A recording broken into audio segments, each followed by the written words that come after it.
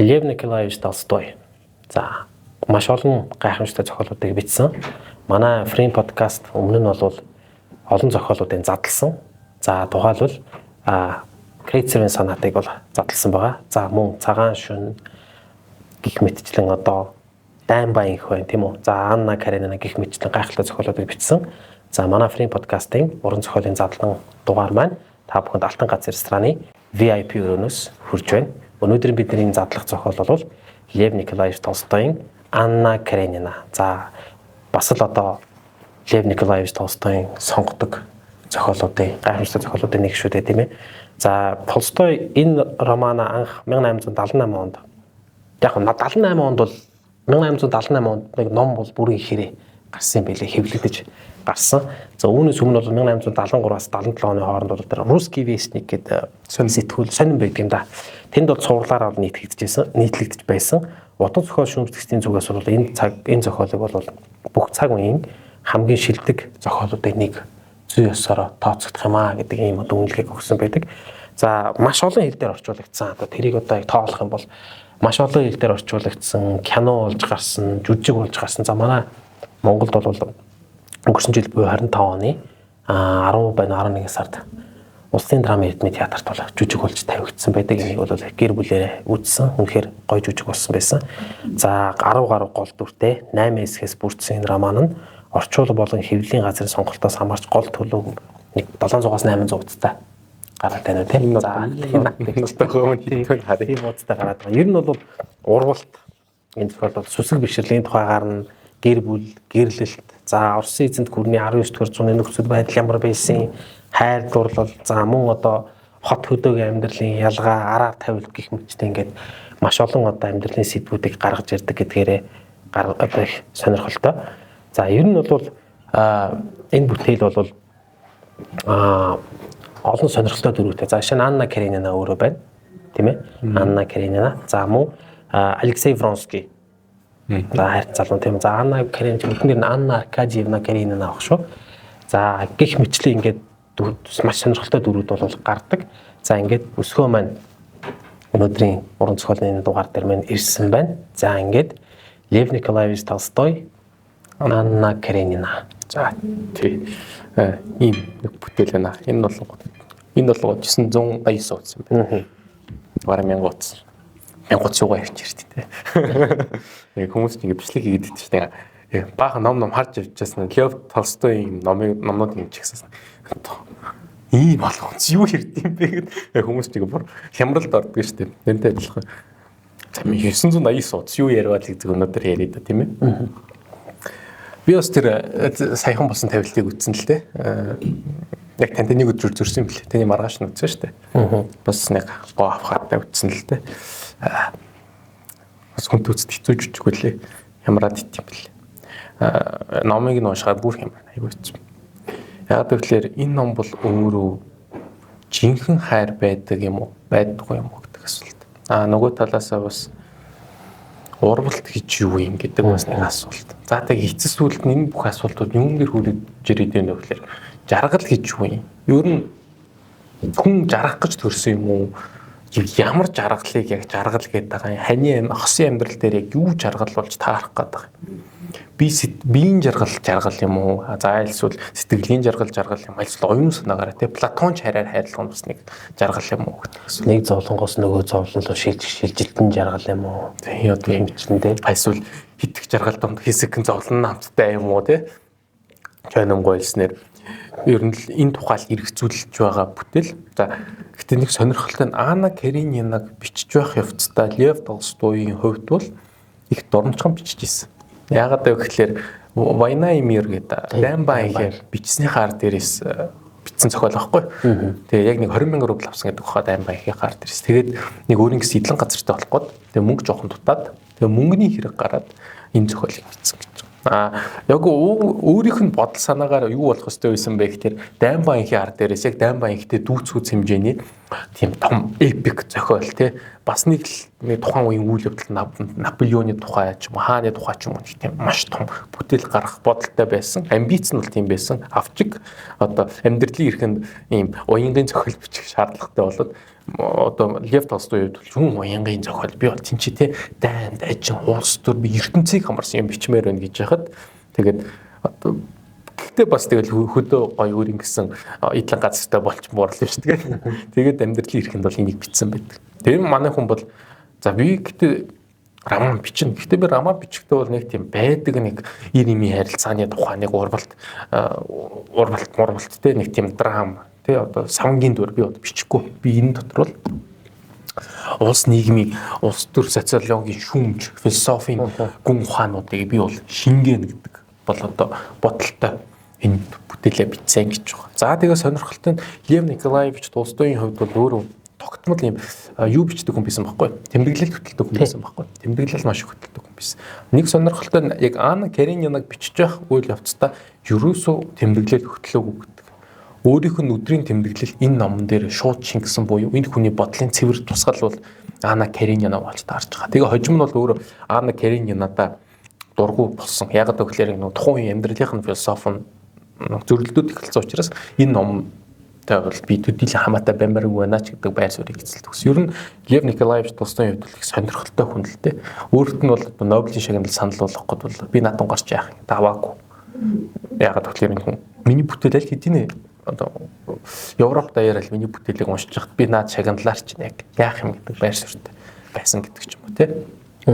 Их тийм сонирхолтой хүн л дээ. За тэгээд Анна Каренина гэдэг бүтээлийг ярив. За Каренина гэдэг үг өөрөө сонирхолтой. Энэ бол Каренос гэдэг эртний грек хэлээр бол толгой гэдэг утгатай үг хэсэглэлтэй. За тэгээ Анна Каренина маань толгойн өвчнөд болоод галзуу солиогийн өвчнөд тусаад өөдөлдөг юм. За үүн хэсэгтэл. За тэгээ Лев Николаевич Толстойн хувьд бас нэг сонирхолтой юм дурдах хэрэгтэй. Энэ хүний хувьд бол асар өндөр мэдлэгтэй хүн биш. Энэ хүн бол одоо үнэхээр 21-р зуунд ч энэ хүнийг бол одоо дүүцгүүц хэмжээний тийм эрдэм мэдлэг боловсралтай хүн гарч ирнэ гэдэг бол бас ховор. Ягаад гэвэл энэ хүн албан бус тоогоор 36 хэл мэддэг гэсэн гэж байна. За эдгээрээс бол дөрөв нь бол унган юм шиг мэддэг. Орос хэл, Франц хэл, за тэгээд англи хэл, нөгөөх нь бол украин хэл маш сайн мэддэг. За тэг өөрийнхөө Библийг уншихын тулд яг их хэл дээр нь анх байсан их хэл дээр нь уншихын тулд эртний грек хэл, латин хэлийг өөрөө сурсан гэж байгаа. За Шекспир шиг тийм Шекспир шиг. За тэг үүний ард дээрээс бол Итали хэл сурсан гэдэг ч юм уу ингээд маш олон хэлүүдийг сурсан. Татар хэл хүртэл мэддэг гэж байгаа. Одоо энэ хүн бол тэгээ татар хэлийг бас унган хэл шиг мэддэг гэдэг шүү бас миний санахаар ийм амар өргөн мэдлэгтэй. Тэгээ энэ хүрээндээ түүний дүр болгон дээр өгч байгаа нэр хооч мориндоо өгч байгаа тэр фру гэдээ хооч байгаа шүү дээ. Тэр мориндоо фру гэж нэр өгдөг. Тэр морины нэр хүртэл өөрөө Франц хэлний одоо нэг юм шажигнсан гэдэг утгатай үг. Тэр шажигнахта тэр шажигнах гэдэг чимээ нь бол өөрөө дайшинцны шажигнах чимээ гэдэг нэрийг тэр мориндоо өгсөн гэдэг ч юм уу. Энэ хүн бол одоо маш их хэмжээгээр энэ дөрвүүдийнхаа нэр усанд бол асар их тийм бодол санаагаа шингээж өгсөн дүр болгоны нэрийг бол салгаж авч үзэх бас шаардлага гардаг юм байлээ. Достоевский бас тэгдэг байсан шүү дээ. Гим зэм дээр Раскольников гэх нэр өгчдөг те. Тэгсэн чинь Раскол гэдэг чинь хагарал гэдэг үг. Тэгвэл сарлах хагарах мархсан гэдэг чинь тэнгууд чинь Раскольников чинь тэнцээ бас л оршихгүй гэдэг шиг л алахгүй юу л гэдэг асуулт дээр яваад байгаа шүү дээ. Алтны хар дээрээс хийсэн үлээ илчлэхгүй юу гэж яваад байгаа шүү дээ. Илгэсний хар дээр шорон явахгүй юу яваад байгаа шүү дээ. Яг тэр шиг Раскол яваад байгаа байхгүй хагарал. Үүнтэй ижилхэн Каренинагийн хувьд толгоо гэдэг утгатай үгнээс эхэлж байгаа. За тэгээд их алдартай үгнээс эхэлдэг шүү дээ. Бүх гэр бүлүүд бүх аз жаргалтай гэр бүлүүд ямар нэгэн зүйлээрээ адилхан. Харин аз жаргалгүй гэр бүл болгон өөр өөрийнхөөрөө зовлонтой гэж. Үүгээрээ юу гэхэлэр хийж гинэ вэ гэхэлэр гэр бүл нийгэм социум ер нь ингэж оршин тогтнохын тулд юу чухал юм бэ? Энд чинь бүх зүйл яг тэр тий огтлцоо хамаг юмд гоё таарч ижил юм ингэж жаргалтай байдаг болохоос биш ганц л эрэг бол ганц л юм болохоо болж байгаа юм бол энэ харуу ертөнцид ер нь юм их жаргалгүй болоод эхэлж байна. Тэр гэдэг санаа гэсэн үг юм. Яг бүх гэр бүлүүд адилхан аз жаргалтай. За тэгээд зохиолын эхлэл бол юу болж байна вэ гэхлээр галт тэргэнд эхэлж байгаа. За Вронскигийн ээж за тэгээд Анна Каренина хоёр нэг купен дотор сууж таарсан. За тэгээд замын явцад бол маш их хэмжээгээр Вронскигийн ээж бол одоо хүүгээ магтаж сайшааж миний хүү ийм ч мундаг тийм ч Вронски ч өөр мундаг хүн л дээ яг тухайн нийгмээр бодож үзэх юм бол ер нь цэргийн юм лээ. Нэг өндөр цол хэрэгтэй өндөр цол ер нь бол ирээдүйд те генерал болох үз потенциалтай ер нь бол те нэг Forbes-аас гаргадаг шүү дээ 30 under 30 гэл нэг 30 наснаас доогоор идэх хамгийн содон хүмүүсийг гаргадаг шүү дээ одоо Вронски бол тухайн үеийн нэг тийм амар мундаг хүн байхгүй тэгэж ойлгож байна. За тэгээ Вронскиг ерөөсөө л магсчих. Тэгээ Аннагийн дотор ингээл багаар юм харин манан бодрч эхэлж байгаа байхгүй юу бодрох гэж тэ пор хийж эхэлж байгаа байхгүй за энэ Вронски гэж ямар таваар ш вэ? Энэ ээж нь ингэж сайхан яриад ах энэ одоо их л сайн л хүн байна. Энэтэй одоо таарч юмсан ямар юм байд юм болоо гэд тэр бяцхан бодлын үрийг бол ингэж тавьчихж байгаа байхгүй. За тэгээд галт тэрэгнээс за Анна Каренина бас яагаад Москва руу явж байгаа гэдэг бас ярих хэрэгтэй. Түүний хувьд бол Стива гэдэг өөрийнхөө ах дээр Стива руу очиж байгаа. Нөгөө Стефан гэдэг нэрийг тийм Францаар дуутгаар л нэг тийм Стива гэдэг очт нэг тэгж дууд сонсогддог юм шиг орсуудад. Яг тэрнтэй адилхан нөгөө Владимир гэдэг нэрийг чинь очлохдоо Вальдемар гэдэг гэж дууддаг тийм. Франц жуулч тэгж дууддаг. Тэгээ Стива дээр очиж байгаа байхгүй. Стива юу болсон бэ гэхлээр нөгөө өөрийнх нь хүүхдүүдийг харж идэг Франц залуу бүсгүйтэй эхнэрээ хараар тавьчихдаг. Үүнийг нь эхнэр нь мэдээд гүм хямралд ороод Стива яг яахаа мэдгээ болоод өөрийнхөө одоо ихчим дүүгээ дуудаж байгаа, Анагаа дуудаж байгаа байхгүй. За тэгээд Ана бол ахтаа энэ гэр бүлийн асуудлыг шийдэж өгөх тулд Москва хотод ирж байгаа. Ийм зүйл болж байгаа. За тэгээд галт тэрэгнээс бунд галт тэрэгнээс гарна. За тэр үед бол Вронскид таар нүүц зөрөлтөл энэ хоёр бол ингээл зөрөлт. Тэгээд зөрөлтөд өнгөрөхөд бол маш энэ юг бол маш Лев Толстой бичигт бол их нарийн бичиж байгаа юм л да. Нүд нь юм цогтой галтай их тийм гялалцсан болцсон Анна Каренина тий маш тийм цоглог дүр гэл тий. Ерөөсөө энэ Анна Каренина дотор нэг тийм цэвэр гоо сайхан бол биш. Энэ хүнийг Аннаг бол ерөөсөө тийм үзэсгэлэнтэй гэж бол ерөөсөө бичээдгүй сонирхолтой. Гэхдээ Анна Каренинаг тийм амьдралыг дүүргэж байдаг тийм нэг цог жавхлантай тийм нэг гэрэл гигээ түүний нүд инээмсэглэл дотор нь бол байдаг. Түүний гоо сайхан өөртөө татахын өвчс нь бол тийм индивидуалны шинжтэй тийм хувь хүний шинжтэй гоцгүй хорвоод одоо хурууны хийшиг цоргааз байдаг. Тийм үзэсгэлэнтэй сор бүсгүй гэж байгаа. Үүнийг нь Вронски олж харсан. За үүнээс ингээл нөгөө хайрын тухай асуулж эхэлж байгаа байхгүй. Хайр ч их олон юм зэгээд байгаа шүү дээ. Болцолтой хайр, болцолгүй хайр, нэгцэлгүй хайр их юм. Хайр бурхны хайрч гээл явуулна хайр. За тэгэнгүүт энэ хайр одоо маргааны сэтгэлтэй. Энэ одоо тэгэнгүүт Вронски Анна хоёрын хайр ямар хайр вэ гэдэг асуудал гарч эхэлж байгаа. Энэ хоёр хүндээ яагаад дурдлаа? Юунаас болж дурлах болов гэдэг асуудал. Вронски маань өөрөө бас болцож идэг. Өөр бүсгүйч явах хөтө бас киттэй яваад байгаа шүү. Доолиг нөгөө Стивагийн ихнэр доолигийн дүү киттэй бүр нэлээд гүнзгий дотн болчихсон талаа тий. Кити бол энэ үнэлгээ гэрлэгээ шийдсэн байгаа шүү дээ. Тэгээд Вронскиг ингээ уншихаар зохиол дээр гарч байгаа юм л да их тийм юу гэж ойлгоод байгаа. Одоо нэг тийм хор нараа гарч хэмжээгүй. Тий. Нэг тийм хөвгөн явдалтай гэж хэлмээр. Тэгтээ өөрөө их гоё залуу. Их сайн ажил хэрэгтэй сайн. Тэгээд их ер нь эмгтээчүүдийн нэг анхаарлын төвд байдаг. Нэг ийм л залуу байгаад байгаа юм. Ерөөсөө тэрнээс кайф аваас өөрөө тэндээ их баясдаг тий. Ер нь ингээд хүүхнүүдэд донд ингээд гортыг иргээ явж ивэл өөрийнх нь баг амьдралын зорилго юм шиг. Ээжээсээ тэгсэн мөртлөө асрын хамааралтай болчихж байгаа юм чинь бас. Тэгээ хоёул энэ дээрээс бас нэг чухал юм ярих хэрэгтэй. Яг номон дээр гарангуйч юу болж байгаа гэхээр хиний ээж нь өөрөө Вронскигийн ээжийг Оросд яраа мэддэг гэж байна. Энэ хүн бол нөхөргүй. Тэгээд маш олон сайхан залуучуудтай унтаж хөвтөж явуулдаг. Тэрийг Оросд яраа мэддэг. Буюу Вронскигийн хувьд тэр ерөөсөл өсөж үдсэн тэр нэг өсөктөө харсан тэр гэр бүлийн нөхцөл байдал нь ээжээсээ үлгэрч явж байгаа. Тэр утгаар ээжээсээ асар их хамааралтай болж байна. тий яг тэр гортог хэрэглэх дортой бол тэрнээс гарч ирж байгаа юм. За тэгэл юу болж байна вэ гэхээр Анна бол нэг эр хүнтэй бол таарж байгаа тий. Нэгсэн хар богооны ажилчантай зөрөөд өнгөрч. Тин гэдэг нь бол нэрч байхгүй. Энийг бол хамгийн анхны одоо чөтгөр ингэж ирж байгаа гэдэг тохиолдол. Ягаад гэвэл Орос мифологи судлахаар одоо домог зүг судлахаар хөгшин эмэгтэй тэгээ хар хүн гэдэг хоёр бол одоо чорт буюу чөтгөрийн одоо илэрлэл гэж явдаг юм байна л. За тэгээд ингээд нэг юм болчихж байгаа. Тэгсэн чинь тэр нөгөө вокзал дээр чинь бөөн хүмүүн самун болоод юу болж байгааг нь ойлгомжтой болгохоо байчиж байгаа. Тэгсэн өнөөх Аннатай зөрөөд өнгөрсөн богооны ажилтан тээврийн ажилтан богоонд дайруулад голоороо хасрах хаваагдаад тусмж хамаг газар руу сатараад бөөн хэрэг болж байгаа. Тинчи бол үүнийг тоо зүгээр ингээд бүх хүмүүс шавж очиж байгаа болохоос биш энд гимшиж харуулж байгаа нэг ч хүн байхгүй. Яг тос юм хийж байгаа хэрэг. Зөвхөн хин л одоо бүгдээрээ л өө ямар одоо золгүй явдал болоо вэ? Одоо яах вэ? Энэ хүний ихнэр нөхөр одоо ихнэр хүүхэд нь гэж ямар хүн байд юм бол хинч мэдэхгүй. Одоо яах вэ? Одоо өнгөрсөн хүн үхлээл гэдэг нэг тиймэрхүүл тийм айгуу тийм одоо тийм хүүтэн байгаа байхгүй.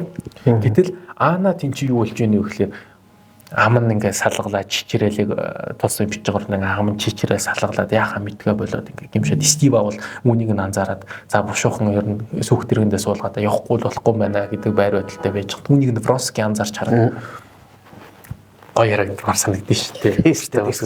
Сонссон байгаа шүү дээ. Энэ бүсгүй би тийм цэвэр ариун мундаг хүн шиг би харагдах хэрэгтэй.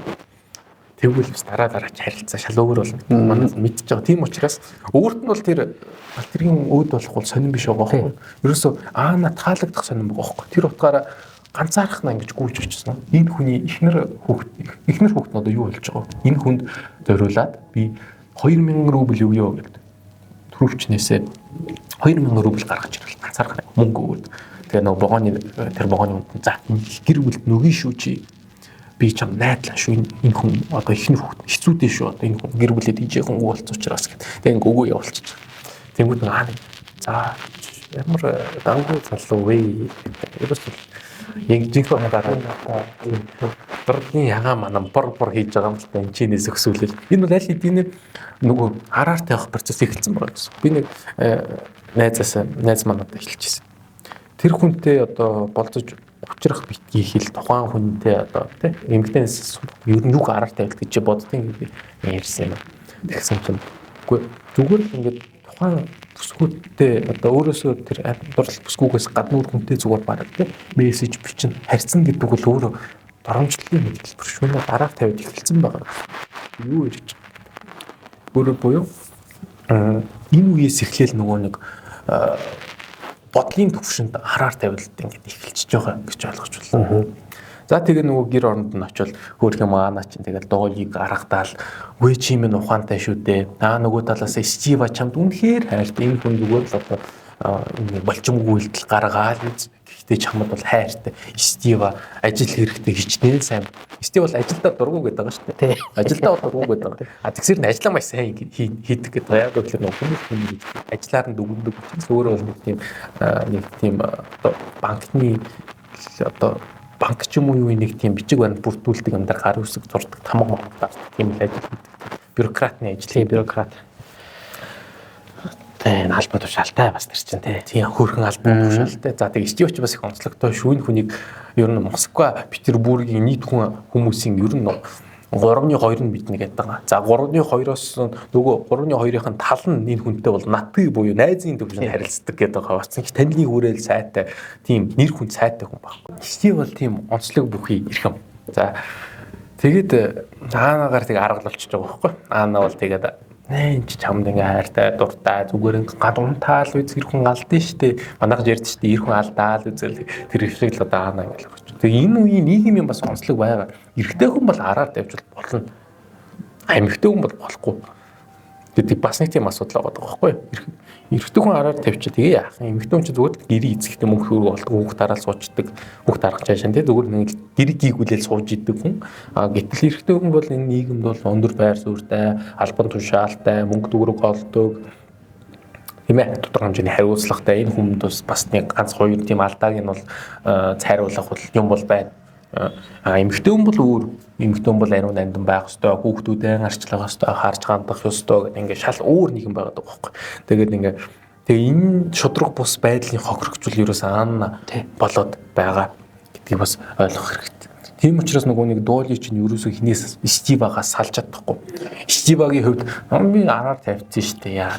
Тэгэл ингээд гимтээ бодож байгаа шүү дээ. Гинт нэг нөгөө диван дээр хөвтэй байж идэг шүү дээ. Боддог шүү дээ юу лээ. Би юу нь яах лээрээ гэртээ ингээд диван дээр хөвтэй байж идэг. Яг орон дээр унтдаг үл. Би чинь араар тавьчихсан шүү дээ. Бодон тэ. Тэгээ араар тавьчаад гэхдээ тэр Франц бүсгүй. Амттай байсан шүү. Тэгээ бодоо сууч. Нөгөө гимшиж байгаа юм юу ч байхгүй. Наа зөгцүүлж. Тэр Франц бүхэн сайхан байсан шүү. Манай ч нөгөө баригдсандаа гимшээд байгаа болохоос яг хийс үйлдэл бол гимшихгүй байгаа шүү дээ. Зүгээр баригдчихлаа л гэдэг асуудал бол одоо болохоос. Тухайн үед угаас ингэж араар 50 баригдана гэдэг бол ерөөс ангал тогтмол үзэгдэл. Тэгээ зүгээр тэр дөвөлтэй ялч үл гимших. Тэр Франц бүхэн үнэхээр сайхан байсан шүү. Бүр амтлаад байгаа байхгүй бол энэ хүн бол цаламдуулсан байгаа байхгүй жүжээд байна. За тэгээд энийг юм болчих. За тэгээ Кити ирж байгаа. За Кититэй Ана маань яриа. За чи одоо хинтээс авах чинь яах чинь их ч 17-8-тай бүсгүй гэдэг чинь гэрлэг нагас нь бол болцсон байна гэсэн. Би Вронский гэж их сайхан гусаар би тэрнтэй л одоо явдаг бахта сундаа их тийм сайхан залуудыг Вронский юу маш гоё сонголт гэлтэй. Хоёр яг болно. Ана бол тэнцээ тэгэл тэгсэн хэрнээ дотор Вронскийг бас бодоод байгаа байхгүй. Тэгэл ингээ Вронскийг бодвол тэгчитэл нөгөө Вронский чинь гэрт нь ирж байгаа шүү дээ. Кититэй болсоо. Тэгэхэд энэ хоёрын харц зүрэлдэж байгаа. Тэгэл Вронский тэр нөгөө тэр гялалцсан тэр очтой нүдийг нь хараад бас л бодож байгаа. Тэгэл энэ хоёр ч хоёр бинийгээ ширтэл яг нөгөө анхны харц ард дурлсан гэдэг шиг л одоо хайр ингээ янгийн хоёрыг хол нэргэж байгаа байхгүй. За өнөө оройн үдшилэгт та ирэх үү гэж тэгээ асууж байгаа шүү дээ. Тэгээд очихоор болдог те. Тэр битгээл Кити өөрөө шахсаар цуг явахаар болдог шүү дээ. Анна, Кити, Левин гэл гол дөрвүүд маань бүгдээрээ л үдшилэг рүү очиж байгаа шүү дээ. Тухайн юм үдшилэг цэнгийн гэдэг бол зөвхөн юм бүжиглэх газар бол шинэ бол маш том тийм одоо нийгэм харилцаа үүсдэг газар байгаа даахгүй. Энд чинь хайр дурлал, ард дуруул, улс төрийн асуудлууд тэгээ нэг амар олон юмнууд болдог. Тэгээд энэ их юм нэг сэхитний ертөнцөө шүү дээ. Одоо дийцийн хүрээлэн гэхүүдээ дийцийн хүрээлэнгийн ертөнцид нэг урилгагууц ч ирж байгаа. Тэр нь манай Левин гэж хүн байгаа. Левин бол ухтаа бол өөрөө хөрөнгө чинээ сайтай газар эзэмшигч. Газар эзэм. За тэгээ нэг л зорилготой ирсэн байгаа. Ерөөсөө Москвад ирсэн ганц зорилго нь бол туйлын зорилго нь Китиг ихнэрээ болгох зорилготой. Китид бол ерөөсөө хар багасаа дурлсан. Аав бол их сургууль сурдаг байхдаа Левиний ихнэр нөгөө Стивагийн ихнэр буюу хинт хайртай байсан. Дойлид хайртай байсан. Гэтэл Дойли бол одоо Стиваг сонгосон учраас за чамайг чадахгүй бол одоо дүүтэй чинь гэрлээ да гэдэг тийм бодлыг үлдээсэн баг. За тэгээ тэр нь юу вэ гэхээр номон дээр бол аюултай гарч байгаа юм л да. Одоо жишээлбэл юу яасан гэдэг дунгаж Китиг жоохон байх одоо хүүхэд байхад нь ингээд улаан дотор хувцсыг нь хараа тэрнээс хойш ингээд Китиг бодсон гэдэг тиймэрхүү хэсэг ер нь бол гардаг. Ерөөс хар багасаа тэгээд дурлцсан байхгүй. Тэгээ энэ хүнийг л өөрийнхөө за энэ ханаа гэж ойлгоод за Китиг л авч суuna гэд. Тэгээ ганц найз руугаа буюу Стива дээр ирж байгаа шүү дээ. За Кититэй суумаар байна. Яах вэ? Кити надад талтай юу? Яах вэ? Нөгөө Стива ч нөхөрх найзынхаа сэтгэлийг бас гэмтэлчмээргүй байдаг. Би одоо Вронскийг чи таних уу гэж хэлдэг шүү дээ. Чи Вронскийг таних уу гэж явдаг тийм. Тэгэл оноо хүн чинь. За би Вронскийг гүнтэг гатарлаа гэж манай ирчтэй нэг яриа.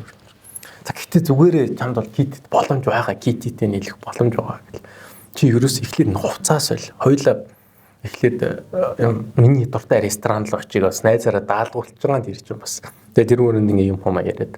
Тэгээд найзтай хэлж байгаа шүү дээ. За тэр үдшилэг дээр очив. Тинчи Кити байгаа. Тэгээд яг хүчиржан цангаа тайлбарлаад ингээ үз юм бүтгэнөө болохгүй нөгөөд.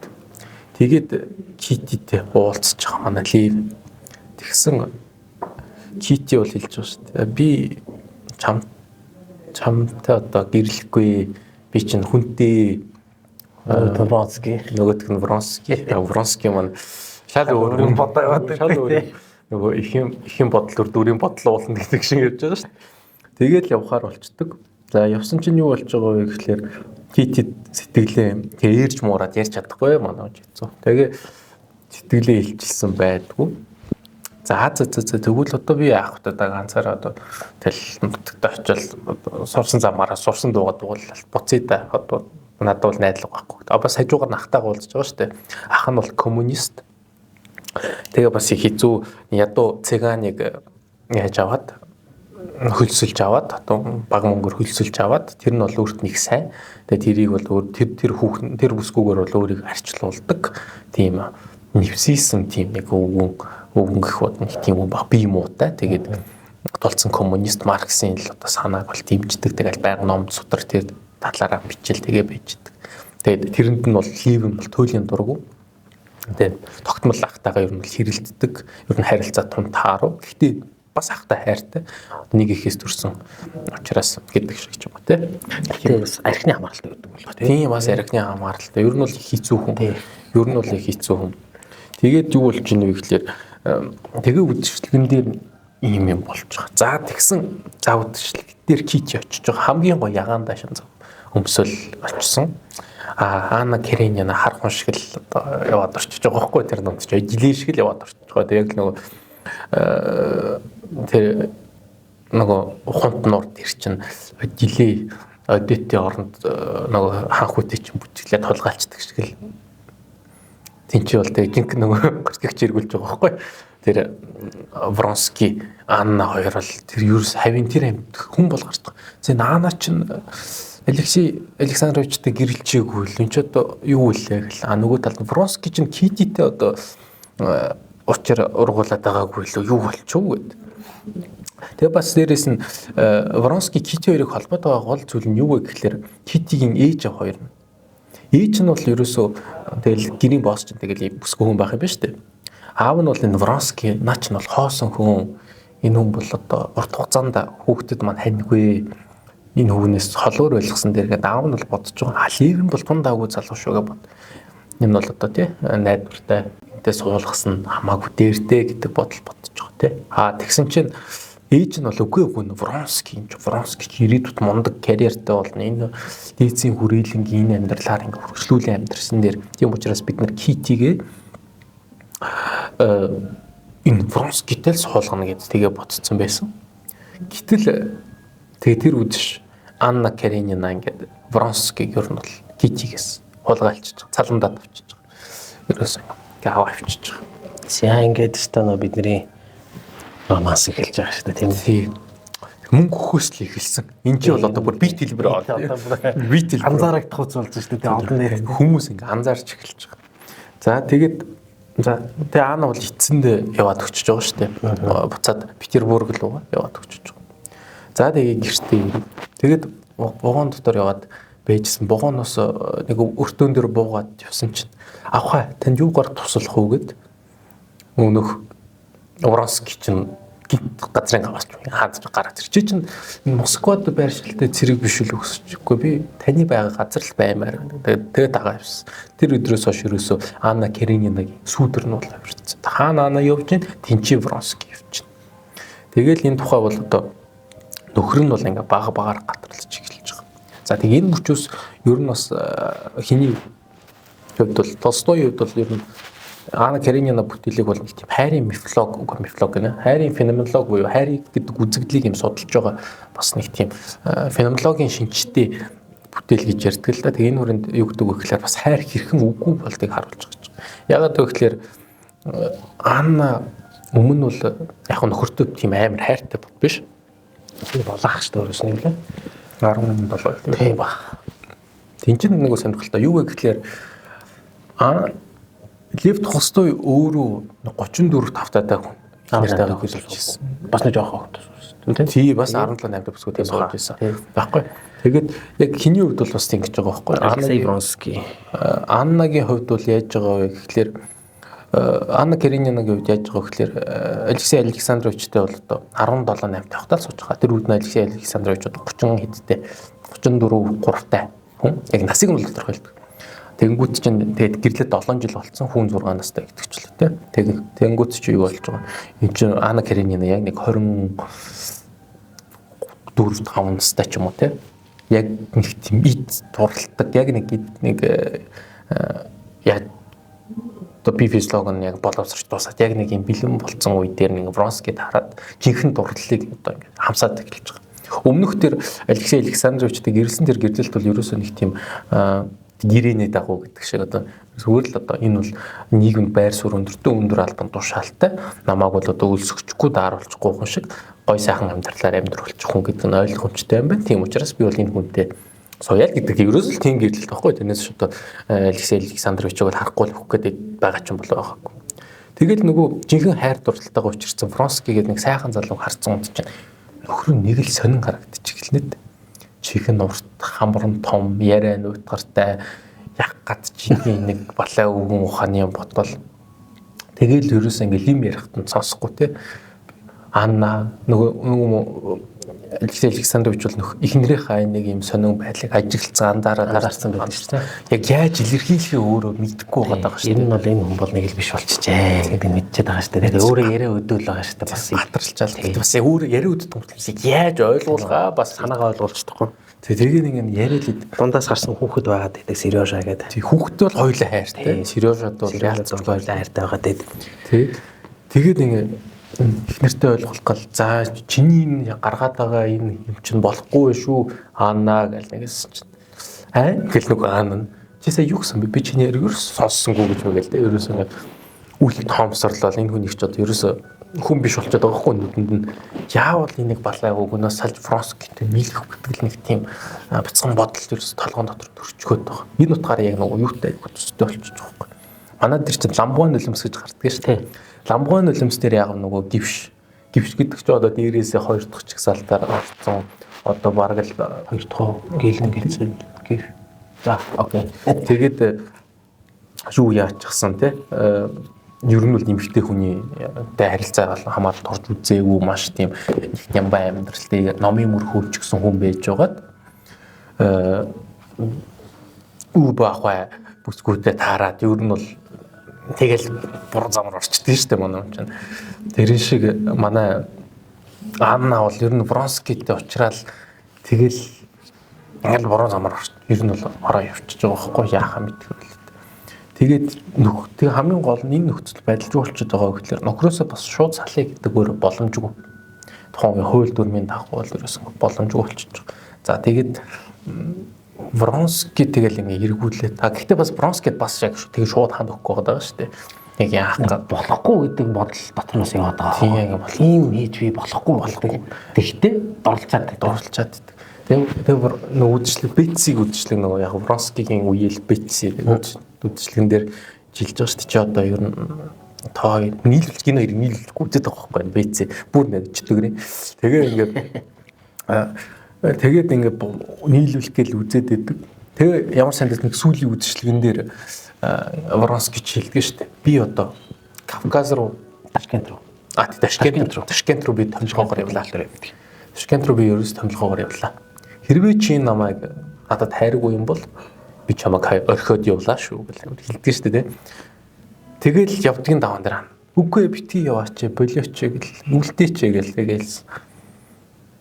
За тэгэл ер нь бол энэ хоёрын хорцол эхэлчихэж байгаа байхгүй юу. Тэгээд тэрийг бол хэн бол амар бичиж байгаа штэ. Лев Толстой бол амар энийг бол хайр дурлал гэхээс илүүтэйгээр аллагын сцен шиг бичдэг байхгүй юу. Яг ингээд унцсны ард дээрээс хинтээ Вронский Аннаг ингээд харахтаа халуурчин алсан хүнийхээ цогцыг харж байгаа мэт харж байсан ухааны юм ингээд бичиж. Ерөөс энэ бол Вронскийгийн хувьд энэ бол нэг ан болж таарсан байхгүй юу. Ан болж таарсан.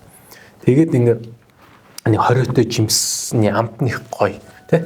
Аннад ч бас тэр нэг хориотой жимсний амтных гоё. Тэгээ энэ хоёр ч хоёр биндээ ер нь бол ингээд уусаад нэг хүн болоод Тэгээд Аннагийн хувьд бол одоо Вронскигийн хүүхдийг бол ингээд тээж байгаа тийм ээ. За тэгээ ер нь энэ явдал нэг л биш тэгээд Алексей Александрович ярьж байгаа ихтэрдэг. За хүн болгон л одоо чамайг яриад энэ одоо Вронский гэдэг их өдөр чамайг өдөр шөнөгүй таах бол гэтэл би бол тийм ээ тухайн үеийн Оросд юу болж исэн бэ гэхээр 2 дугаар Петрийн хувьсгал болж исэн. Нөгөө нэг крепостной право тий. Нөгөө боолын эрхийг халаад боолын эрх мэрхийг халаад тэгээд яг нөгөө юу болчихсон байхгүй. Тухайн үед боолын эрхийг хална гэдэг чинь нөгөө чөлөөт хүмүүс их болчихно. Чөлөөт хүмүүс их болно гэдэг чинь улс орон даяар нүүдэл судал их болно гэсэн үг. Тэгээ яг тухайн үед 1872 оноос 76 оны хооронд юу болж исэн бэ гэхээр яг энэ хуулийн зохицуултыг шийдэх үйл ажиллагаа явуулсан байхгүй. Энэ олон шилжилтийг хэрхэн зохицуулах вэ? Ямар хууль дүрмээр хэн хааш явахыг хэрхэн одоо зохицуулах вэ гэдэг. Манай Монголд болонгууд одоо Монгол ирэх хүссэн оронд амьдарч болно. Хүссэн газар амьдарч болно. Үнцөлөөр заасан байгаа шүү дээ. Тухайн Оросд бол бас хамаагүй тэгээ заачиж болохгүй. Тийм учраас хуулийн боловсруулалт явагдчихсан. Яг Алексей Александровичийн хувьд бол яг нэг тэр хуулийн боловсруулалт одоо багийн гэдэг юм уу тэр газрын нэг гишүүн. Маш өндөр албан тушаал гэсэн үг шүү дээ. Тэгээд ажил төрлөөд тэгэхэд Аннаг ерөөсө тэгж явснаас нь хойш ерөөс ажиллаа хийж чаддаг болсон ерөөсө. Ихнэр маань яаж байгаа юм бол би ихнэрээ яах ёстой юм бол энэ одоо яг яах вэ гэдэг.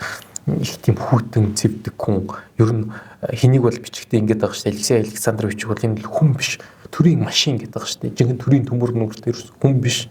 Энэ ажил хийхин төлөө төрсөн. Тэгээд ерөөс тэр ажиллаа хийж лээвэл ажиллаа хийгээд нэр төртөө тэр одоо медаль аваад явчихлаа. Тэр хүний хувьд бол тэгээд амьдрал болсон хэрэг. Тэр хайр, дурдлал, жаргал, зовлон энэ бол сонин биш тийм ээ. Тэр утгаараа Алексей Александровичуд хямралд ороод байгаа. Яг л тэр хэмрэн араар нь тавиад ингээд ил хөл ингээд яваад ингээд бол тухайн хүний нэр хүнд асар зүргөөр нөлөөлнө. Ийм өндөр албан тушаалтай хүнд одоо ингээд одоо манахаар бодох юм бол нэг улсын хурлын гишүүний ч юм уу тий их нэр мөн нөхрөн хүнтэй ард дуртай явж байгаа баригдаад бүн сенсац болж байгаатай л ижил систем байхгүй. Тэгээ манай хүний хувьд бол энэ бол өөрт нь тун тааламжгүй байгаад байдаг. Их нэртэй хэлэхээр их нэр нь үгийн сонсдгоо. Их нэр нь бүр өөрийг нь үзэн ятцсан. Ягаад гэвэл шал өөр дотор нь Алексей Александрович Анна Каренинаг бол ерөөсөө яатсан байгаа байхгүй юу? Алтан шоронд хийцэн байгаа байхгүй юу? Ерөөсөө. Тэгээд энэ нэг шоронгоос явмаар байдаг. Дайлчмаар байдаг. Муухагаар хэлэхэд бол тэгсэн тавьж уугуулахгүй гэдэг барьж аваад үлдээд байдаг. Тэгээ салах гэхлээр нэг юм сонин юм байгаад байгаа. Тухайн хүний одоо ихнэр нь араар тавьсан гэдэг зүйлээр одоо яахын тулд нөхрөөс салахын тулд яах хэрэгтэй вэ гэхлээр заавал 3 хүн дээр араар тавьж байгаа үйл явцыг бол нүдээр харж гэрчилсэн байх хэрэгтэй болж байна. Тэгэхээр ингээ бараг боломжгүй болчихж байгаа байхгүй. Үндсэндээ бол яг тийм салах хууль ёсны юм. За нөгөө талаас бас шашны хүрээнд салах боломжгүй. Оросууд ч нөгөө үнэн алдартны шашин буюу нэг гэрэлсэн бол нөгөө хүнээс ерөөс салж болохгүй гэдэг одоо тийм православны тий одоо тийм ёстой тийм учраас шашнаа бодохоор ерөөс салж болохгүй одоо бурхан морхнаа бодохоор салж болдгоо. Тэнгүүд нөгөө Алексей Александровичийн хувьд нөгөө яг сүм бол гэр гэдэг тэр ойлголт нь яваад байгаа байхгүй. Гэр бүл гэдэг нь өөрөө юм сүм луга нэг мариу нандин байх хэрэгтэй гэдэг ойлголт байгаа гэдэг. Гэтэл Анна ингэж Вронскитэй явуулдаж одоо энэ сүмийг булингартуулаад байгаа. Өөрт нь бол туйлын таарамжгүй ингэ байгаад байгаа. За тэгэл ерөөс энэс шийдэл хайж эхэлнэ.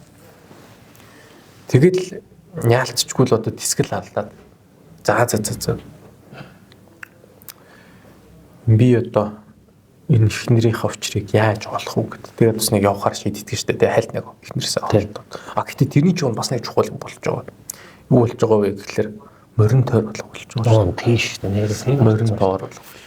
Вронский орж байгаа шүү дээ. Тийм Вронский орж байгаа. Вронский нөгөө фру гэх моринтой орж байгаа. Цагаан айгуу сайхан моринтой том хадраг байдаг л гэдэг.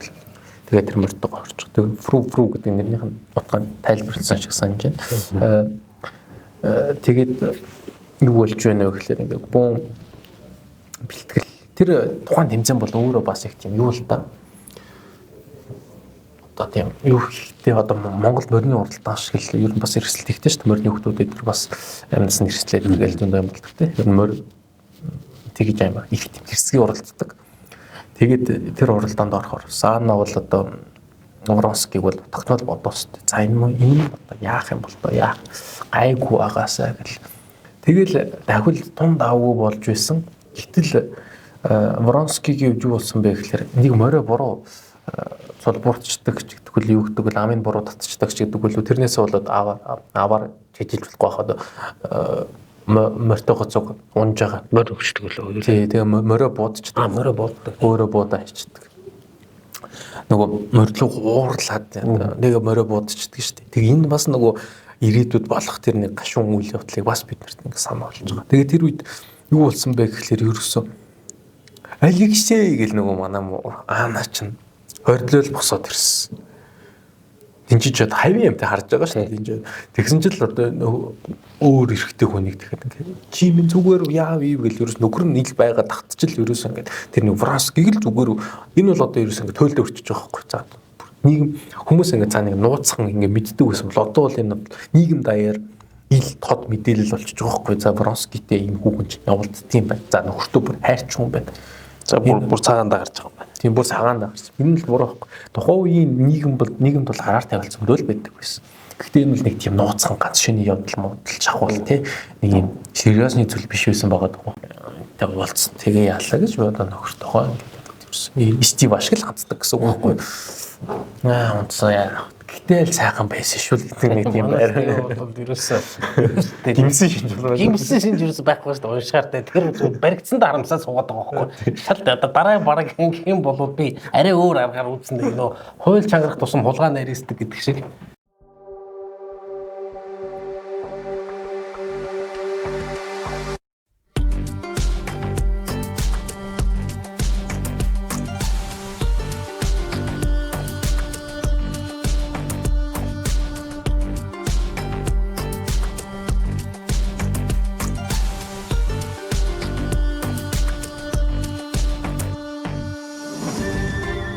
Дээд зэрэглэлийн 100% бүр хорхойн торг хамгийн тансаг хийц тод торг. Манай төрөүний өрөө маань захиалгатай байсан учраас манай хоёр энд орж ирлээ. За ингэж үргэлжлүүлээ. За.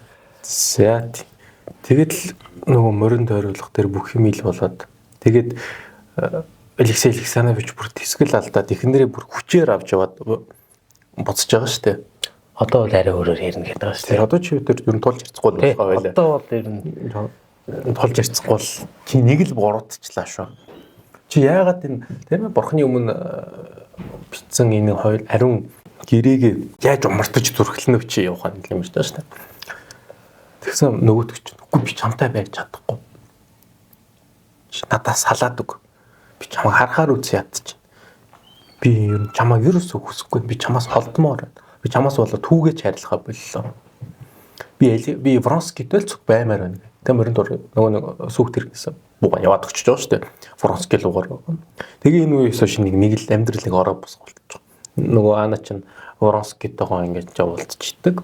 Алексей Александрович бол одоо яахаа мэдгээ болоод хэсэг яваад одоо Москва эдэр рүү яваад Доли Стив Айдертэй ч уулзч явж байгаад нэг яах учраа болдгоо тэгээ өмгөөлөгч эдэртэйгээ уулзаад тэгээд уул нь салжуул ингээд амар аалаад болох гэдэг байхгүй. Алексей Александрович салж юусоо болж өгдөгөө. Тэгээ нэг юм сонир хэцүү байдалд болчиход байгаа байхгүй. Тэгээ нэг ихнэрээсээ салахгүй тэгээ нэг юм сүдэртэн цуг байгаад байхын ч хаашаа юм. Тэгээ юусэн яахаа мэд. Тэнгүүт юу болж байна вэ гэхэлэр за өмгөөлөгчөөрөө дамжуул хэлж байгаа шүү дээ. За би чамаас салахгүй. Хуулийн үндэслэлж байхгүй юм чи бид төр салах. Тиймээс одоо ерөөсөө ингээл амьдрна. Өөр ямар ч арга байхгүй. Би нэр төрөө бодно. Чи ч гэсэн нэр төрөө бод. Би бол одоо тийм Вронскитэй ингэж харьцахад чинь одоо садатыг болохгүй. Гэхдээ би бол чамаас салахгүй гэдэг чинь энэ бол надаас олдохгүй. Гэхдээ Вронскитойгоо яваал гэдэг нь л тийм шиг сэтгэвч байна. За тэгээд нөгөө Анна маань жирэмсэн шүү дээ бас хөлхөнд Вронскиг өгт. хөлхөнд. Тэгээд төрөх болж байгаа. Тэгээ ер нь төрөх төхөж эхлээд Аннагийн хувьд маш их хар дарч зүүдэлж байгаа шүү дээ. Ер нь тэгээ нэг юм эмгэн гарч ирээл боогон дотор яваал боогоноос нь хар утаас авсаал тэгэнгүүтээ нэг юм харж өтгөр гарч ирээд харж өтгөрч хүн гарч иж байгаа юм л та. Тэр эмгэн хүн хоёр бол ерөөс чөтгөрийн илэрхийлэх гэдэг байхгүй. Тэгээд ерөөс ингэж явж байгаа бол тэр хар үйл бол одоо удахгүй хөхлийн бэлэг тэмдэг гэдэг ч юм одоо ер нь маш нарийн тийм юунууд символизмууд бол яваал байгаа юм. Тэгээ ерөөсөн тэгээ энэ үеэс бас нэг юм ойлгомжтой болж байгаа. Анна Каренинагийн толгой дотор нь энэ бүх амьдын зовлонгоос арилах одоо ганц арга зам бол үхэл юм байна бодоод эхэлсэн. Ерөөс тэр нэг амиа хорлох тухай бодлын үр энэ үеэс ингээд толгоонд нь суугаад эхэлсэн. Дэндүү их зовлонтой энэ амьдралч одоо үхэхээс л арга байхгүй. Оршихуй гэдэг асуултанд бол эс оршоо гэдэг хариултыг сонгож. Энд хүүхэд нь байна. Хүүхдийнхээ эцэг буюу нөхөртөө хайргүй болцсон. Вронский тэнд байдаг хайртай залуу. Гэхдээ тэр хүнийг дагаад явна гэдэг бас айгүй асуудалтай. Хүүхдээ хаяад тий. Тэгээд дээрэс нь нийгэм даяарын бүс хүчрээд эхэлсэн байдаг. Хамгийн гол ингэж байгаа шүү дээ. Одоо жигдчихэж байгаа байхгүй юу муухаар хэлгээд бол жигдчихэж. Тэгээд хэлж байгаа за нөгөө дамжуулаад хэлж байгаа шүү. Нөхрийг минь дууд би нөхөртөө уулзмаар байна. Алексей Александрович намайг ойлгох хэрэгтэй. Би одоо өглөө. Би одоо ерөөсөө өглөө. Би түүнтэй л уулзмаар байна. Алексей Александрович дууд. Тэгээд дуудсан. Тэгсэн Алексей бол одоо хэдийн наана Каренина нэг манипуляцдаг те нэг жоохон хотлаа ярьдаг нэг муу муухай юмнуудыг жоохон гадарлаад эхэлж гисэн. Тийм учраас ингээ хэлж байгаа шүү дээ. За хотлаа баха би очихгүй. Наадах ч надаар миний сэтгэлээр л гэж тоглох гэдэг би очихгүй. Тэгээ ятгуулсаар байгаад очисон чинь үнэхэрийн лаан өхлийн ирмэг дээр шижчихсэн. За тэгсэн нөгөө Вронский гэдэг цог хийж байгаа. Вронский нэг яахаа битгий оролцсон гэдэг. Гиүрэд жоохон ингээ бүр юм нэг юм хэцүү байдалд орчихсон ингээд сууж байгаа. Тэгээд энэ бол нөгөө номны баг хамгийн оргил хэсэг шүү дээ. Наа чинь бүр ингээ бүр солио орцсон тий. Алексей хаана? Алексей л дууд би Алексей. Манай Frame podcast-т хамтарч ажиллаж байгаа Amo application Монгол улсад зочлох үйлчилгээ, аялал жуулчлалын салбарт дижитал хувьсгал авчрах зорилготойгоор үүсгэн байгуулагдсан. Инновацид суурилсан хэрэглэгч төвтэй үйлчилгээний соёлыг төлөвшүүлэх Монгол орны аль бус нутагт аялж байгаа хэн бүхэнд буудал, guest house, жуулчлалын бааз захиалах боломжийг гар утаснаас ганцхан товчлоор шийдэх боломжийг олгодог гэдгээрээ онцлогтой юм аа. Яахаа мэдхгүй нөгөө Вронский ч сууж байгаа. Нөгөө анна уулзаар би ер нь үхлээ гэдэгт итгэцэн байна. Одоо хүүхдэд дөрүүлээл би бол одоо ер нь үхсэн. Орон бол орон гар болсон маш орон гар юу солиорцсон тий. Би одоо ер нь ялч газар ганц урд болчиход байгаа байхгүй. Тэгээд Алексей хаана вэ? Алексейтэй л би ууз. Алексей намайг ойлгох, тэр намайг өршөөнө. Тэр бол том хүн тий. Тэр бол одоо нэг үсэнгүү хүн. Алексейийг би олж харсан. Энэ хэсэг дээр хамгийн гайхалтай нь юу гарч байгаа вэ гэхээр Алексейн өөрөөсөө олж хараагүй тэр зан чанарыг Анна аль хэдийн харчихсан байсан. Энэ Алексей Александровичийн тэр өрөвч инрэнгүй зангууд тэр нэг төмөр нүрнийхээ цаанаас олж харсан байсан. Тэгээд тэр чутгаараа Алексей бол чаднаа, Алексей намайг өршөөн, би тэрийг мэдчихээн. Алексейтэй л би уулзмаар байна гэдэг. Тэгээд Алексей ирсэн. За тэгээд нөгөө хоёр жишээ нэг тийм эвгүй уулзж байгаа шүү дээ. Тэгэхэд бол Анна хоёулаа яг ингээд хоёр дэрэгд нь хоёулаа ингээд өвдөглөж цуугаад байж байгаа шүү дээ. Хоёулаа суугаад тэгээд хоёр минийхээ гарыг барь. Алексей чи Вронскийг уучлаа. Алексей бол угаасаа мундаг. Чи одоо түүнтэй бол эвлэрэх хэрэгтэй. Алексей бол миний нөхөр. Ерөөс энэ үед бол Анна бол айгүй тийм эрүүл сар бол амар тийм яг нэг номны гол төр шиг юм яриад байгаа байхгүй. Тэгээд Алексей уучлж байгаа хамгийн гайхамшигтай. Тэр үед Вронский нэг юм ухаарсан. Өнөөх Вронский бол бодоолах ш. Энийг хачин өвгөн яг л Анна шиг сайхан бүсгүйтэй цуг яваад ийдгийн ер нь тий. Би бол ялцчихгүй нэ Алексей Александровичс чи би бол илүү залуу хав илүү би хаа зүс царай тий. Сэтгэл ажил төрөл би бол бүх юмараа л энэ хүнээс илүүгээ бодоо байжсэн чинь Алексей Александрович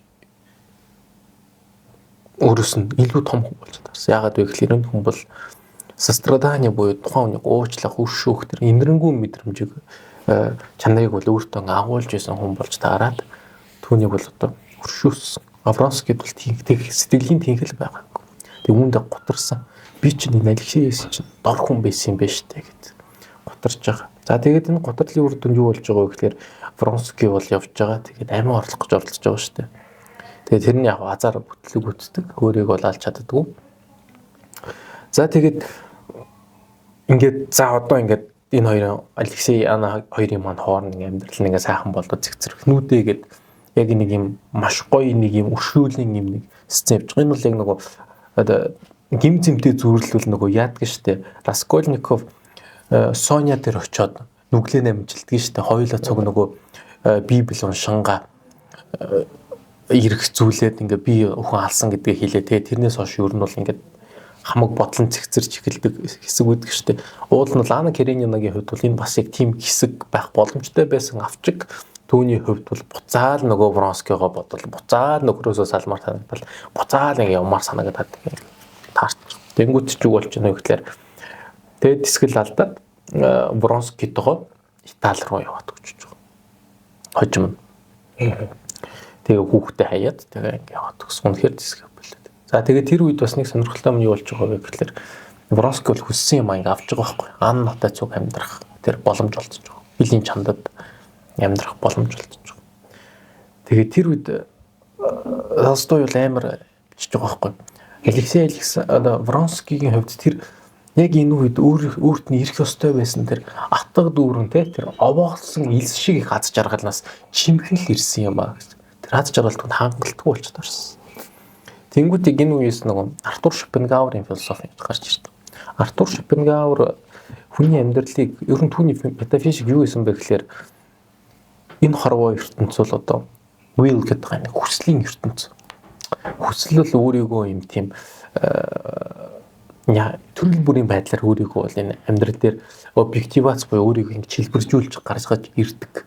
Тэр нь бол хайр дурлалын замаар ч юм те. Хайр дурлалтай бол одоо хуйлт ачааллын байдлаар ягаад гэвэл хоёр ачаал гэдэг бол өөрөө цэвэр инстинктээр суурилсан одоо үрээ үлдээх гэсэн тэр нэг инстинктээр суурилсан мэдрэмж байдаг учраас их тийм хүслийн хооронд хүмүүс амьдарч идэг. Ерөөс оршихуун төлөөлөлтийг тэрний хүслийг л бий болгохын төлөө өөрийнхөө хүслийг биелүүлэхийн төлөө буюу ерөөсөө жаргалаас жаргалын хойш явж идэг. Гэтэл тийм төрлийн жаргалын нэг юм гор нь юу гэдэг вэ гэхээр тэр жаргалдаа хүрчдэг, хүссэн юм авчдаг. Тэгэнгүүт дараа нь яах юм гэдэг болчдөг. Өөдөө тэгэлцдэг. Вронский яг тэгчихсэн. Өөдөө тэгэлсэн. Аанаг өөрийн болгочдөг. Өөрөө ер нь бол хөвсөг хүн шүү дээ. Тийм. Өөрөө нөгөө тэр хуучин тэр нэг дээзүүрэл ингэ айгуу тогтоод санагалзаад байгаа байхгүй. Тэгээд амханда Италид очиж юм бүр юм хийж үзчих. Уус төр хийж үзэж байгаа юм, тэнцээ очиод ан хийж үзэж байгаа юм. За тэгээ бүр зураг хүртэл зурж үзэж байгаа шүү дээ. Тэгээ Аанагийн хөрөг мөрөг их чинь бас нэг өөр зураач зурж өгч өгөөд. Тэгээд энэ үед бас Вронский ямар тийм одоо дүрийн гүн гүнзгий байдлын үед ямар тийм одоо гүйхэн дүрвэ гэдэг нь л гарч ирж байгаа. Яагаад вэ гэхээр Ааннагийн маш гоё хөргийг зурж өгдөг байхгүй нэг зураач.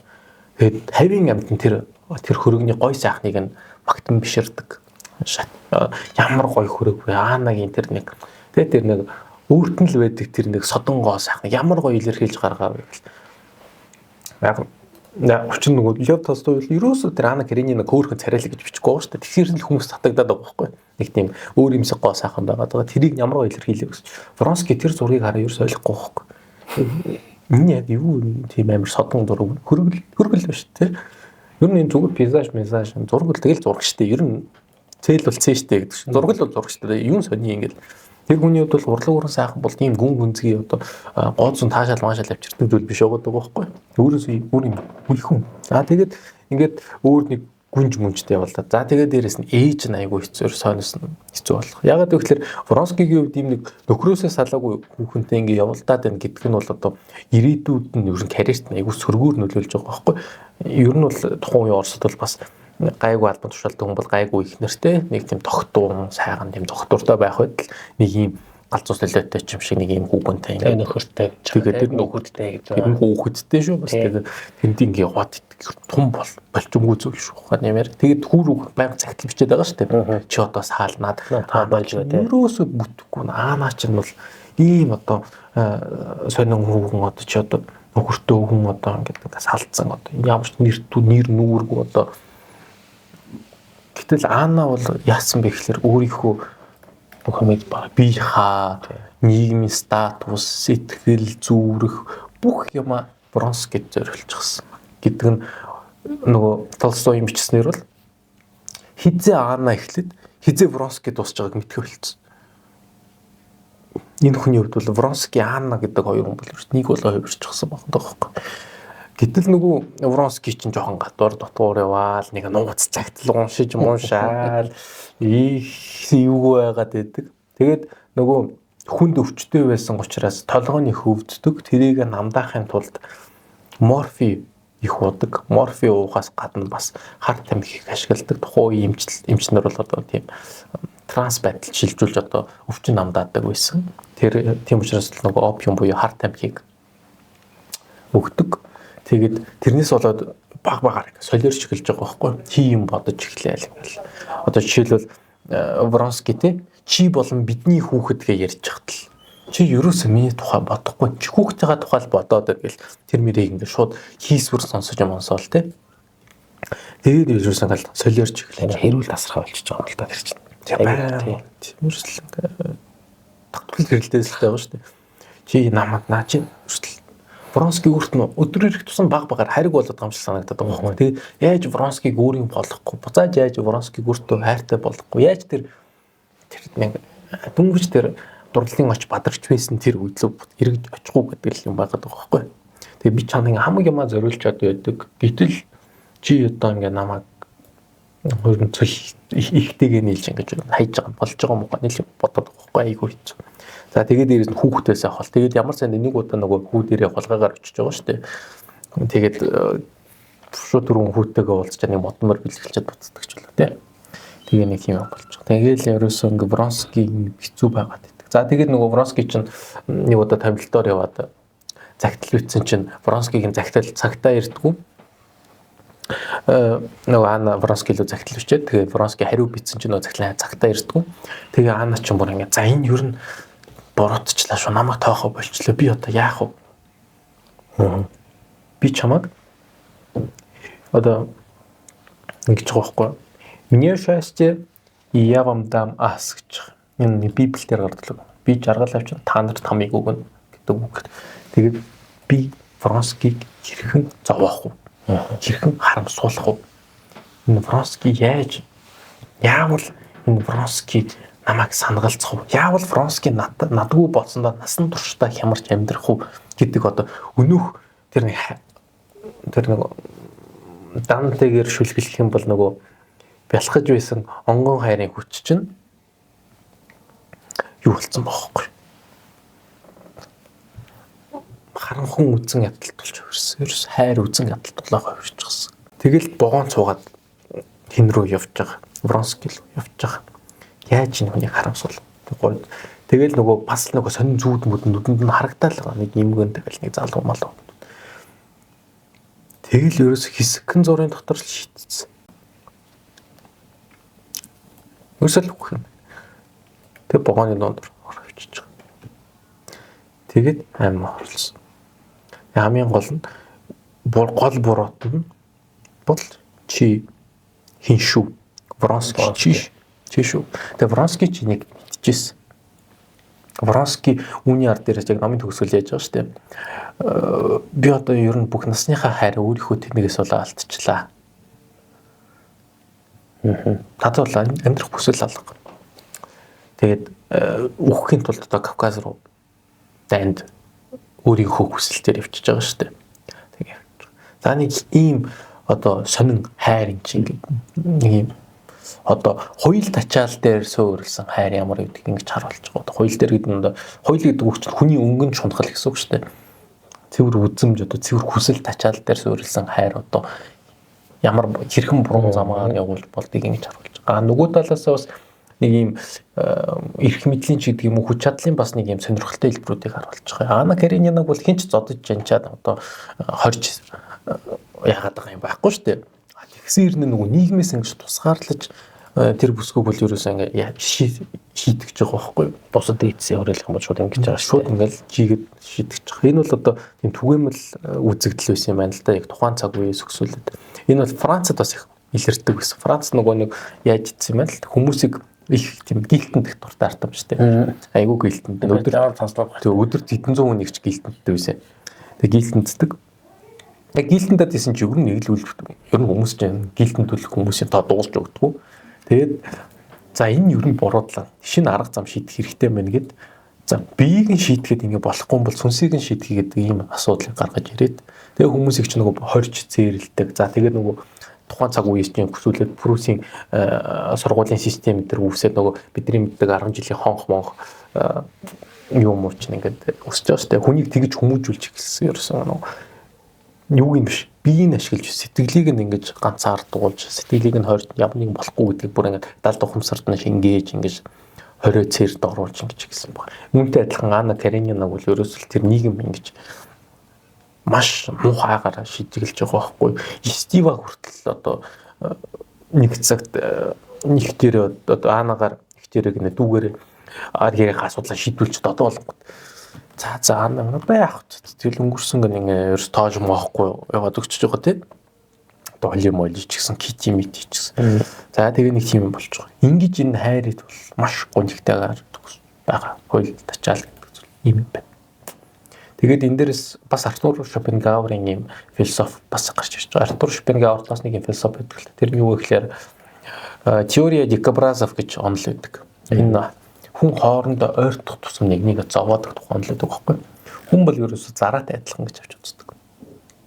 Тэгээ өвөл болохоор зараа яадаг вэ гэхээр нэгнийг их өвдөгдөг ч гэсэн хамаагүй одоо нэгэн рүү ингэж ойртож нэгнийгээ нааж одоо нэгнтэйгээ наалтаж тэр өргөсөөр ингэж өөрийгөө зовоон барин байж өөрийг дулаацуулж өвөл бол ингэж амьдардаг юм байна. Нусах бол юм өвдлийн процесс. Тэнгүүд чинь бас нөгөө хөндийр хөр чинь тэр бүр их өвддөг нөгөө зүүн нүдтэй салаад эхлэхээр бүр их өвддөг.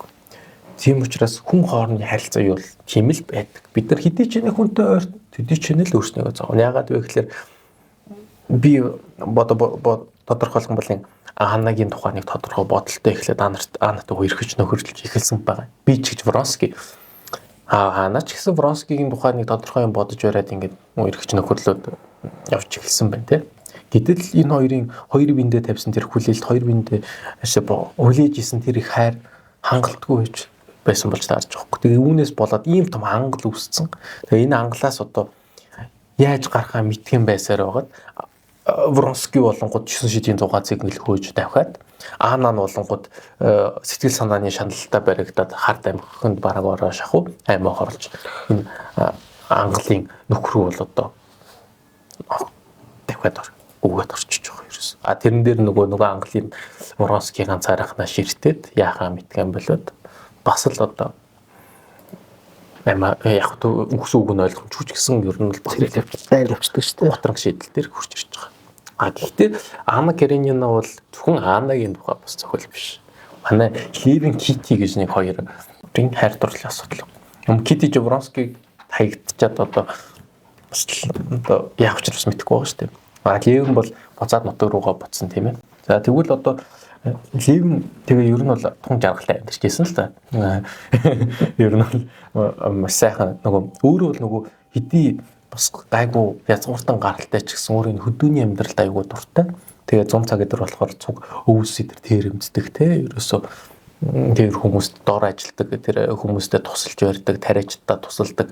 Тэгээ тэрнээс өөрөө кайф авдаг, тэр амьдралаас кайф авдаг. Гэтэ бас тэр нэг жаргалтай байгаа асуудыг харахаар бас нэг атаа хорслын бяцхан бодлоод ингээд толгойд нь орж ирдэг. Кититэй байсан бол гэдэг. Тэгээ китиг хэсэг жоохон мартганжсэн. Тий.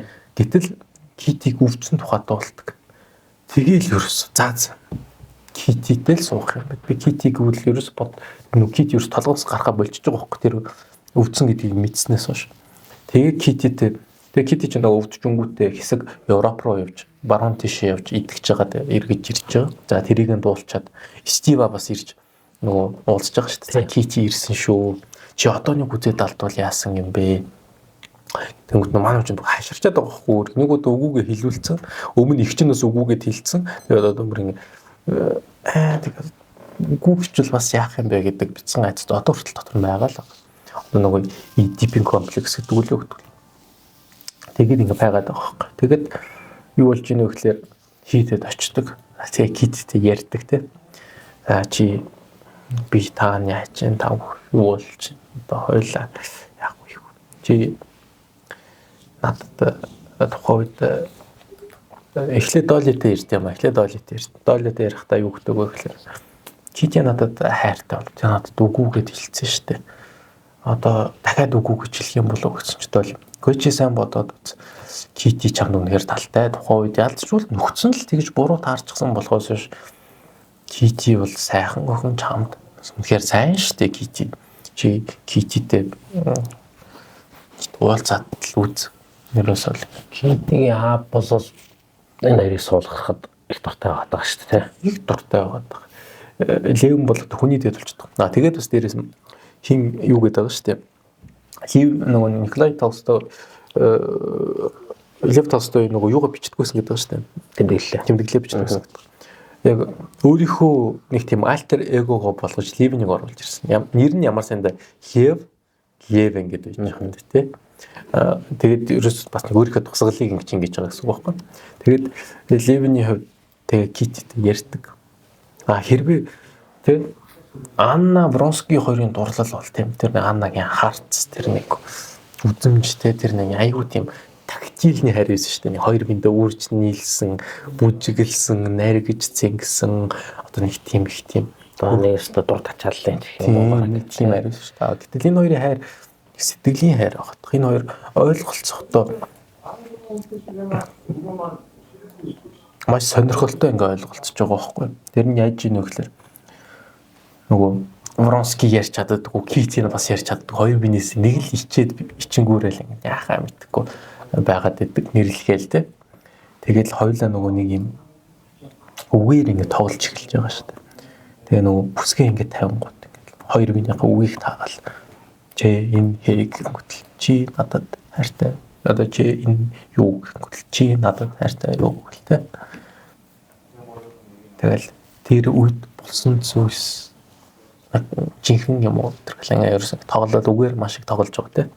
Тэгэл хамгийн сүүлд нь чи энэ гэл чи надтай гэл ти би гэрлээ чамтай би чамтай гэрлээ гэл. Тэгэл энэ хоёр ч гэрлэхээр болол Китиг чинь өөрийнхөө идэлэн газар дээр авчираад л тэр хоёр чинь бөгөөж жаргал болоод л эхэлж байгаа. За тэгээд ерөөсөй Китид ингээл дахин дурлаалгаа баг. Нөгөө биеийн өвцсөн байсан ах нь ахтайгаа уулзж байгаа. Тэгээд тэр ах нь бол ерөөсөө айш муу айгүй хэцүү шүү дээ.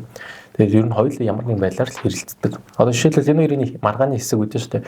Ахтайгаа Левин чинь ингээ хэрэлцэж байгаа байхгүй юу? Тэр нь юу вэ гэхээр нөгөө нэг тэр нөгөө хуучин тариач тэр нөгөө боолуудыг боловсралтай болгох одоо сургууль мөргүүлний их асуудал дээр бол ах нь бол одоо ялч социалист коммунист хүн учраас сургууль нэг өстой одоо боловсрал эрхтгийгш байх өстой гэсэн. Үүнтэй бол юм санал нийлдэг дотроо. Ихтэй ахтайгаа зөрөгдлөхгүйрээс бол ихгүй. Тэгээ ямар нэг байл ахтайгаа ингэ чирэлтгийн тулд баран гэж чаддаг. Тийм одоо хоорондоо зайтай харилцаа муутай болсон байсан. Тэгээ ахын би өдрөөр тусгал муудаад байдаг. Тэгээ нөгөө муу цэган охин нь бас нэг тийм айлгтай бас байж бартгүй. Тэгсэн л Кити хурж ирээл нөгөө ахт нь гар хурж ирээл нөгөө хөлсөн мөсийн арчаад усанд оруулаад хөрөд ахынх нь ерөөсөл тэр өгч байгаа ахынх нь зүс царай сэргээл эхэлсэн. Тэнийг хараад гайхсан. Тэгэл их нэртэй ингээ дахиад уралсан. Левин явд Китид.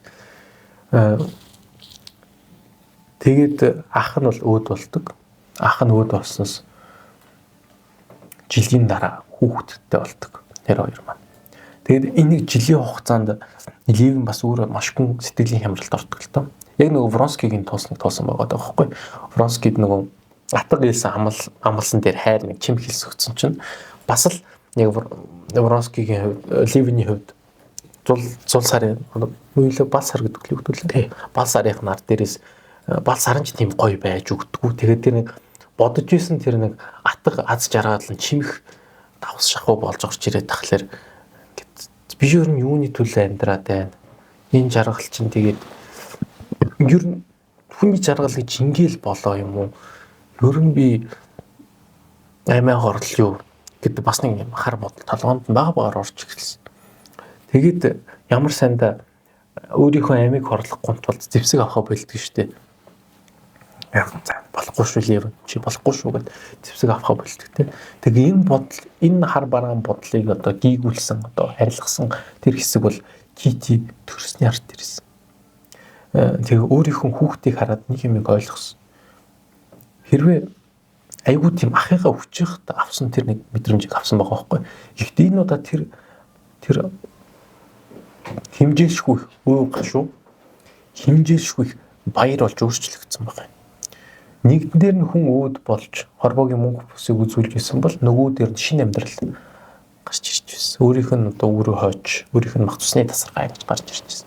Тэгээ энэ хоёр дээр юм нэг ажиглалт хийгээд нөх хүүхдээ хараад амьдралыг цоо шинээр гарч ирсэн лээ. Тэгээд ерөөс хүүхдтэй галцуг амьдрах. Тэгээ чийтэйгээ зүг жаргалтай байх. Энэ гэр бүл гэдэг чинь л юм байна. Ерөөс амьдрах шинэ одоо ирч хүчийг түүнээс олж хараад тэгээд их нэртэй ахин дурлсан. Одоо манайхан их ярьдаг шүү дээ. Ахин дурлаад нэртэй ахин дурлаад яг л нэг тийм процесс болсон баг. Тэгээд Лев Толстойн хувьд биднэрт хэлэх гээд байгаа юм биш чинь. Хүмүүсийн хайр гэдэг юм чинь те зөвхөн одоо зүс царай өнгө төрхөн дээр тогтдог юм шүү. Та нар минь сайн бодож тунгаагаарай да. Лев Толстой ч өөрөө бас өөрийнх нь хувь хүний хайрын түүх бол бас их анхааралтай шүү дээ. Энэ бол те өөрөө чинь бараг 30 гартлаа ганц би явсан. Тэгээ аягүй болон тийм маш олон хүүхнүүдтэй нэр холбогдсон. Янз бүр болсон байдаг. Өөрөө ч тэрийг юм чинээ бас боддгоо. Ер нь яхаа энэ бол эрэгтэй хүний амьдрал бол байдаг юм гээд. Тэгээд өөр 34 35 таадаш хуу байна уу да. 18 өстэй эмэгтэйтэй сууж байгаа шүү дээ. Нэг тухайн үед бид нөгөө Дэлгэраттайгаа суугаад Анна Каренинагийн нэг Крейцерийн санаатай задлаж байхдаа бас тухайн үед нэг ярьжсэн. Крейцерийн санаа чинь бас л самбардаг газар шүү дээ. Бас самбардаг л хэцүү юм шүү дээ. Бас шүү дээ. Тэгэхээр яг энэ Анна Каренина бол бас яг нэг юм тодорхой үзэгдлүүдийг энэ дээрээс харуулдаг. Тэгээд Толстой өөрийн хайрын амьдрал бас нэг хадрамаатай учраас тэрний бас нэг юм орж ирээд байдаг юм л та. Өөрөө л бичдэг шүү дээ. Тэмдэглэлийг нь уншингууд хайр гэж их сонин юм аа. Би өнөөдөр нэг цэнгүүнд л орлоо. Цэнгүүнээр зочлоо. Өөртөө ямар ч хэрэггүй морь аваа гараад ирчихлээ. Нөгөө эмэгтэй хүн таалагдах гад морь хөдөлтөд авсан байгаа байхгүй. Тэрнтэй адил нөгөө Вронский 2000 рубль мөдлөө өгдөг шиг өөрөө бас тэгсэн байгаа юм. Тэгээ өөрөө сүулт нь л нэг юмыг яасан штэ. Лев Толстой ч нүүрийн гэсэн баг сүм байгуулж байгуулад тэгээ тэр хүрээндээ одоо хорцолд орох цорын ганц шалтгаан бол одоо хүүхдтэй болох гэл ингээд бас их тийм радикалны шинжтэй хурц сурц шинжтэй одоо бас нэг юм шашны номлолууд их ч гэдэм үү юу гэдэг нэг тиймэрхүү юмнуудыг бол одоо бас явуулж ихэлсэн байдаг л та.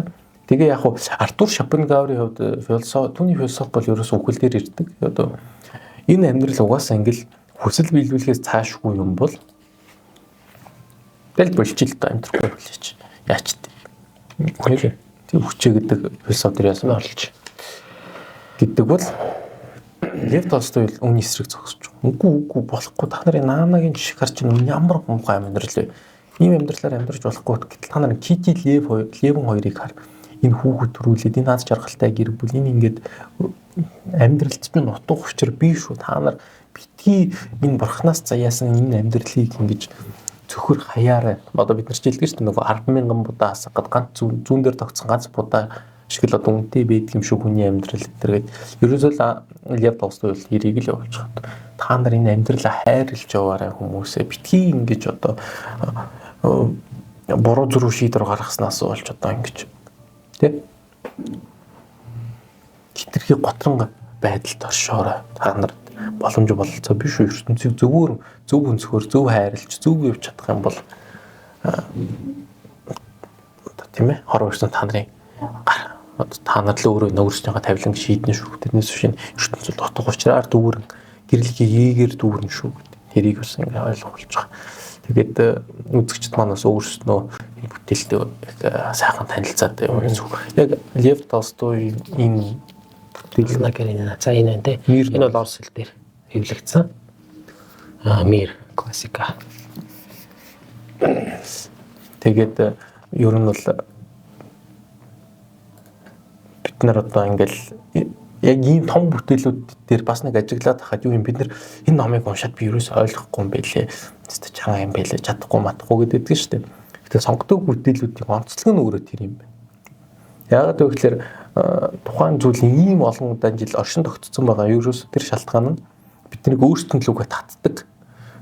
Онко чи одоо ойлгохгүй ч бол маргааш ойлгох болно шүү дээ. Энэ бүтээл чи одоо намайг энэ бүтээл бол одоо номыг бол амтай гэдэг байгаа байхгүй. Энэ бол одоо таныг бол ингээд авч судлын бол вампир шиг ингээд авж уншдал вампир шиг одоо номын 50 өрн дээрээ хэвдчихэл байна. Таныг аваад уншсны ард дээр шинэ ном бол аим ороод таны бодсон хамгийн юмыг ч сорж авна гэдэг. Тэгээд энэ бүтээл энэ сонгодог бүтээл настай хол бистэй ойлгохгүй юм бэлээ чадахгүй юм бэлээ гэхээс илүүтэйгээр ойлгох гэж хичээх энэ бүтээлүүдтэй илүү их танилцаж өөртөө нэг тийм шинэ өнцгүүдийг нээх гэж хичээх нь туйлын зөв юм болов. Ягаад гэвэл энэ бүтээлүүд биднийг өөрсдөн рүүгээ татдаг, өөрсдөн нэг хэмжээнд авчрахыг ингээ хичээгээд байна шүү дээ. Бид нар ойлгохгүй байна гэдэг чинь арай нэг доор байна гэсэн үг шүү дээ. Тийм учраас энэ бүтээлүүдийг унших юм бол одоо жохон хичээгээд уншчих юм бол одоо энэ бүтээлүүдийн төвшин дээр гарч эхэлнэ л гэсэн үг. Тэгээд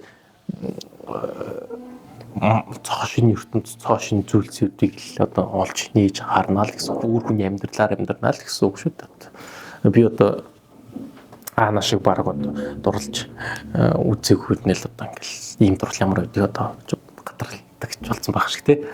Жохон мэдээдчих байх шиг те. Гэдэг шиг ч юм уу. Тэгээ ер нь бол маш гоё тийм хосын харилцааны тухай зөвлөмжлөг өгсөн бүтээл юм болов уу гэж хувьдаа бодоод байна. Анна Каренинагийн талаар кино. Миний үзсэн кино болохоор хин эдгээр тоглолт юм аа. Keira Knightley-тэй юу? Keira Knightley, Jude Law эдгээр тоглолдог. Тэр тасархай тий. Jude Law бол нэг хиний дүр тоглолт. Алексей Каренин. Алексей Александрович Каренин дүр тоглоод Keira Knightley бол хиний дүр тоглолт. Анна Каренина. Бронскийн тасархай дээр тэр кинон дээр. Бронскийн дүр хин тоглолдог үлээ. Тий. Тэр кино Вайс иргэдэг хэсэг бас тасархай шүү дээ.